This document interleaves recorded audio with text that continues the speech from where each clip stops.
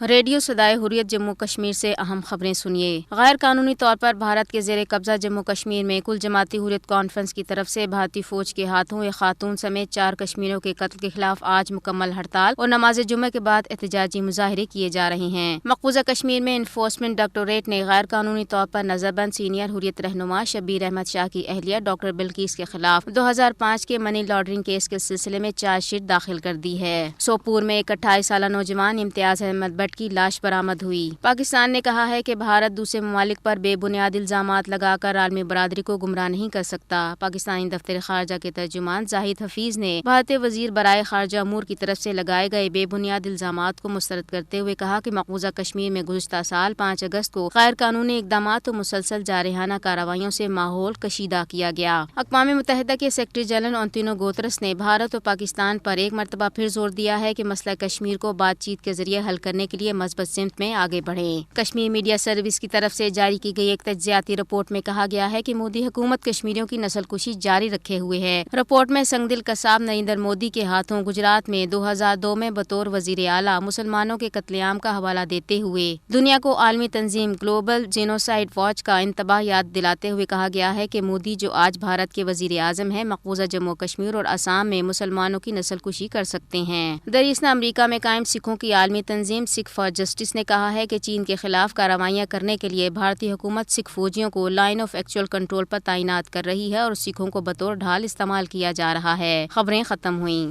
مودی نے جب سے گجرات میں مسلمانوں کا قتل عام کیا وہ تبھی سے ذلت و رسوائی کے اعلیٰ اعزازات حاصل کر چکے ہیں، مگر جموں کشمیر کے شہریوں کو حقوق سے محروم کر کے ان کا قتل عام کر کے اور بھارت میں شہریت بل کے نام پر مسلمانوں کو ان کے بنیادی حقوق سے محروم کر دینے کے بعد جیسے مودی جی بھارت میں ایک گالی بن چکے ہیں۔ یہ قدرت کا اصول ہے کہ جب ظلم حد سے بڑھ جائے، ناانصافی عام ہو تو ذلت و رسوائی اور بے توقیری انسان کا مقدر بنا دی جاتی ہے۔ ایسا ہر فرعون وقت کے ساتھ ہوا، مگر مودی جی کے ساتھ یہ سب کچھ ان کی وزارت عظمیٰ کی کرسی پر متمکن ہونے کے دوران ہی ہو رہا ہے، یعنی ذلت کے تمغوں کے لیے قدرت نے ان کی زندگی میں ہی ان کا انتخاب کر لیا ہے۔ سنیے خود مودی جی کی زبانیں۔ مجھے گندی نالی کا کیڑا کہا، ان کے ایک نیتا نے مجھے پاگل کتا کہا، مجھے ریبیز بیماری سے پیڑت بندر بولا گیا، مجھے موت کا سوداگر کہا، مجھے کہا گیا جوانوں کے خون کا دلال ہے۔